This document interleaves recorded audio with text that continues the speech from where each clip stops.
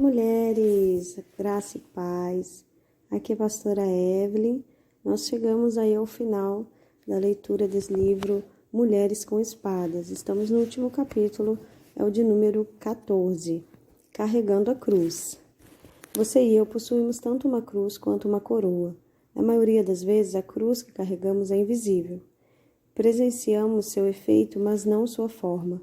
Do mesmo modo, em Cristo, recebemos uma coroa invisível.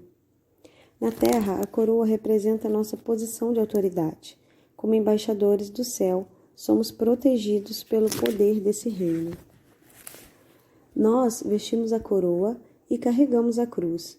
Jesus levou a nossa cruz para podermos vestir a sua coroa. Ele se tornou como nós. Não é hora de nos tornarmos como ele?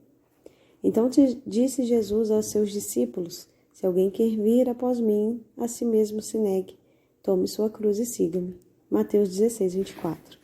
Como seguimos essa diretriz tão específica? Existem 3 elementos nessas instruções. Negue-se a si mesmo, tome sua cruz e siga Jesus. Meus atos egoístas são diferentes dos seus, assim como a cruz que em minha jornada é única. Eu não levo a sua cruz, nem você leva a minha. Para aprendermos a como carregar nossa cruz, precisamos primeiro responder algumas perguntas em relação a ela. O que exatamente Jesus está pedindo para carregarmos? Onde encontramos nossa cruz? Ela é um fardo que arrastamos durante o curso da nossa vida? Ou a cruz representa algo muito mais misterioso do que simples, através de madeira, que são capazes de representar? A cruz tem uma beleza tão grande que nenhum cordão ou pingente poderia ser jamais comparado a ela. Creio de verdade que a cruz captura tudo o que a obra da salvação colocou em nossas mãos. A cruz está longe de ser um ornamento a ser vestido, ela é uma ordem a ser cumprida.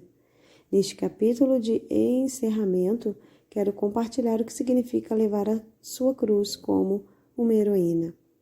Uma conversa sobre a cruz. Eram quase 2 da manhã, na noite de Páscoa. Eu tinha acabado de pegar no sono quando o Espírito Santo me questionou sobre a cruz. Lisa, o que significa levar sua cruz? Sonolenta, respondi: negar a mim mesma. Eu o escutei claramente. Não, negar a si mesmo é apenas o primeiro passo. Tentei novamente de forma indecisa. Abandonar minha vontade? Negar a si mesma é abandonar sua vontade. O que significa carregar a sua cruz? Naquele momento entendi que provavelmente eu não sabia a resposta, mas isso não fez com que as perguntas parassem. Como você sabe quando está carregando a sua cruz ou quando a deixou em casa?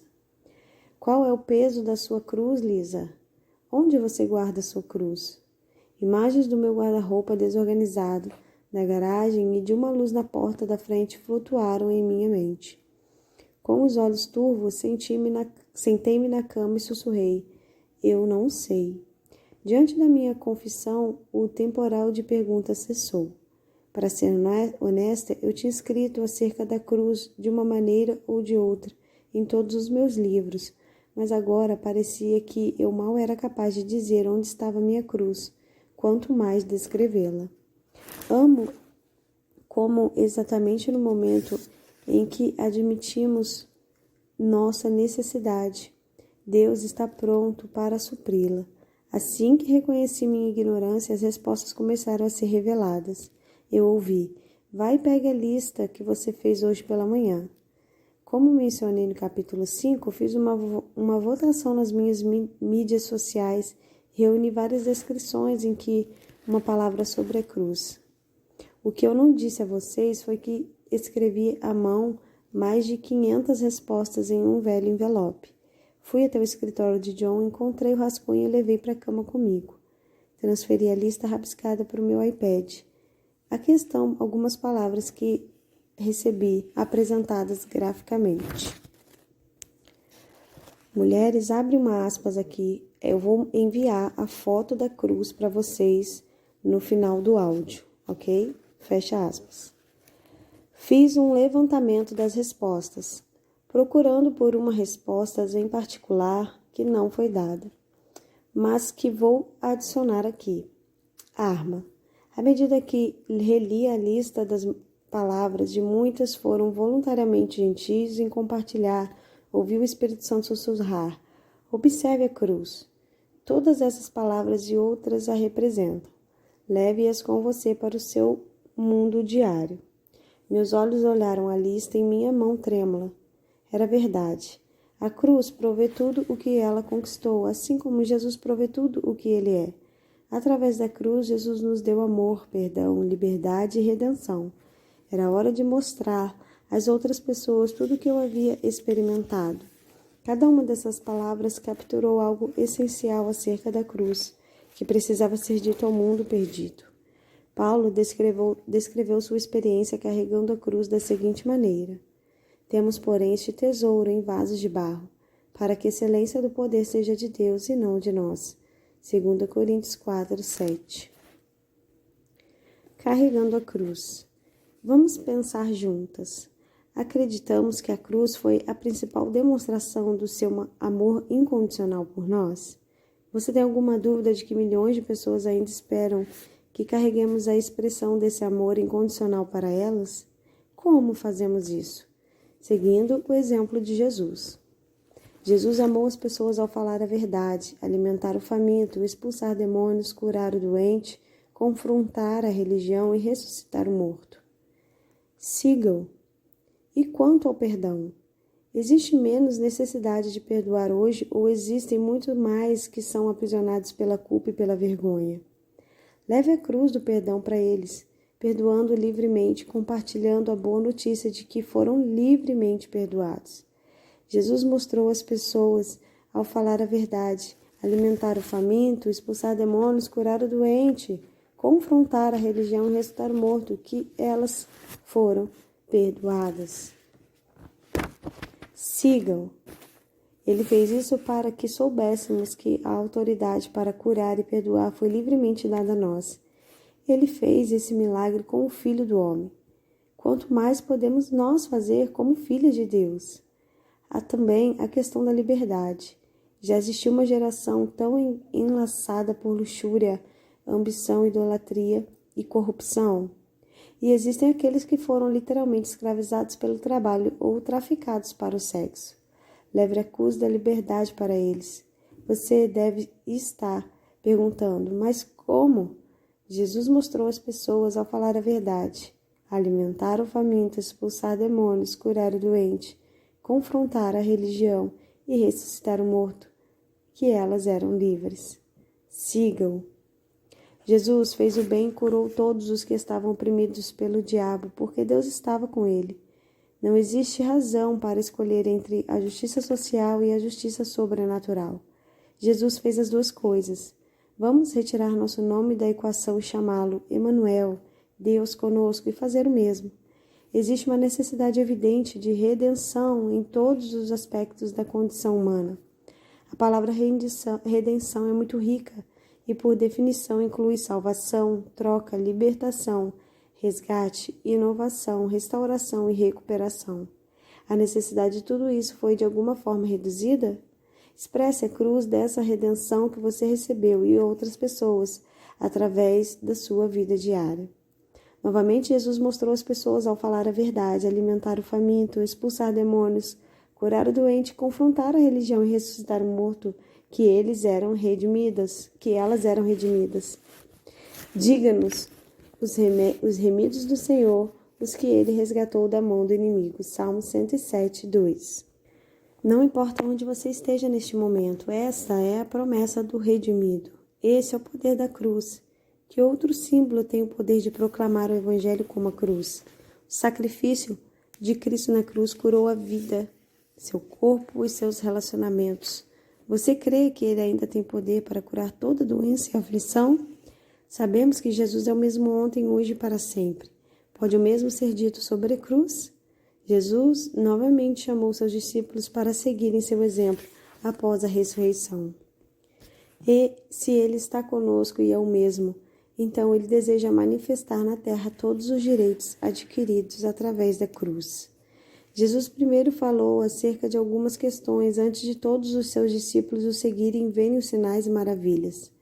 dúvida, incredulidade e corações endurecidos. Não precisamos correr atrás de demônios, mas se seguir Jesus, você provavelmente os encontrará. Não fique argumentando com eles. Use a espada da palavra de Deus para silenciá-los e então expulsá-los em nome de Jesus. Fale a verdade celestial em todas as línguas que puder. Segurar a serpente nas mãos e beber intencionalmente o veneno é simplesmente burrice. Assim como Jesus não se lançaria de um abismo, ele certamente não está convidando seus discípulos para brincar com cobras venenosas e beber elixires mortais. O que há aqui é uma promessa de proteção. Ele prometeu que, ao tocarmos o doente, a cura aconteceria. O doente não seria mais considerado um imundo com quem temos medo de entrar em contato. Jesus tocou e foi tocado pelo imundo, e o imundo foi curado. Você pode dizer, bem, estamos falando de Jesus? Eu me lembro de ler que quando Madre Teresa escolheu ter contato com leprosos, o tratamento que impedia que essa doença altamente infecciosa se espalhasse foi descoberto. Sinais e maravilhas e ensinamentos de pregação devem ser eventos diários. A essa altura devo confessar, desejo que o sobrenatural seja mais natural e a grandeza do seu nome seja declarada todos os dias. Então, para isso, vou proclamar o seu nome e seguir a liderança de Jesus.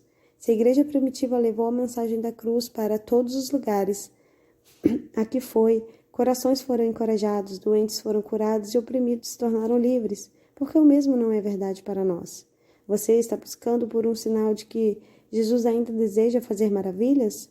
A cruz é o sinal e você é a maravilha. Creio que o número de sinais e maravilhas que veremos é proporcional ao quanto pregamos a cruz de Cristo e vivemos a palavra de Deus. Um evangelho minimalista produz resultados mínimos. Pregar sobre metade dos benefícios da cruz irá produzir apenas metade dos benefícios da cruz. Não podemos esperar que genéricos produzam o mesmo que o original e com a mesma intensidade. Pregar um evangelho sem poder produz uma quantidade mínima de poder. O sangue de Jesus preparou o caminho para chegarmos ao trono com firmeza, a fim de que possamos encontrar todo o poder que precisamos do céu. Espadas vivas. Escrevi tudo isso na esperança de impactá-la. Por muito tempo temos apenas acarinhando as pessoas e feito cócegas na imaginação humana com nossos pequenos truques. É hora de estendermos nosso raio de alcance, tornando-nos espada de Deus. Assim como Jesus foi a palavra do Pai feita carne, nossa vida precisa se tornar a palavra de Jesus feita carne. Porque a palavra de Deus é a espada do Espírito. Jesus foi a palavra feita carne, como seu corpo. Nós também nos tornamos espadas vivas. Fazes aos teus anjos ventos e a teus ministros labaredas de fogo. Salmo 104:4. Somos espadas de fogo que proclamam que Ele é o caminho. Seu Espírito é o vento que nos impulsiona, a sua mensagem é o fogo dentro de nós. Tudo o que Ele fez por nós e tudo o que Ele ainda deseja fazer não deve ser reprimido porque duvidamos de nós mesmas e por causa das tradições religiosas. A cruz não deixou nada por fazer. Por que temos feito tão pouco? A cruz lhe dá a condição de ser uma heroína. Você deve carregá-la com esperança em seu coração, fé para o impossível e amor por toda a humanidade. Os discípulos não tiveram tempo ou mesmo espaço para registrar todas as coisas que Jesus fez. Isso significa o quanto a maravilha de Jesus é imensurável. Mesmo assim, creio que cada uma de nós foi escolhida como uma expressão viva de suas maravilhas. À medida que nos tornamos uma com Ele, como Ele é um com o Pai, então o mundo verá sua noiva em plena estatura e muitos serão ganhos. Filha de Deus, pare de ser um reflexo de si mesma. Negue essas limitações e seja um reflexo dele. Diariamente, lembre-se da sua bondade, redenção e misericórdia.